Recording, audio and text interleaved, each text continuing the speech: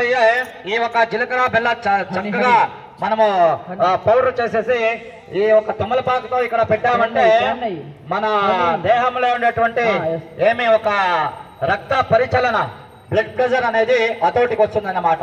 ఆ భయమంతా పోతుంది. ఆ ఒక రీజన్ తో ఈ ఒక జీలకర్ర బెల్ల శాస్త్రం చేస్తామన్నమాట. హరికోం. So the reason జీలకర్ర బెల్లం, జీలకర్ర means jeera, good is bellam, right?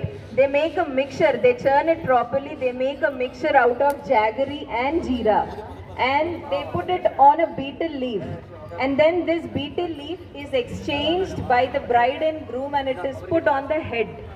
And the head, because there is a chakra here which activates your blood and it gives you the the energy to face shadi ke side effects. In short, తర్వాత ఈ ఒక జీలకర్ర మళ్ళీ బెల్లము రెండు కూడా కలిపేసామంటే అది ఏమే డివైడ్ అవ్వదు. దాని నుంచి ఇక్కడ పెళ్లి చేస్తా ఉండేటువంటి అమ్మాయికి అబ్బాయికి కూడా వాళ్ళు కూడా 100 కాలం వాళ్ళు ఈ ఒక బంధంతో వాళ్ళు ఇద్దరు కూడా ఇలాగే చక్కగా వాళ్ళు ఈ ఒక సంసారాన్ని నడిపించుకొని పోవాలనే ఒక reason. okay, and the other reason is once you churn jaggery and jeera together, there is no way you can separate it. It's like you're glued for the rest.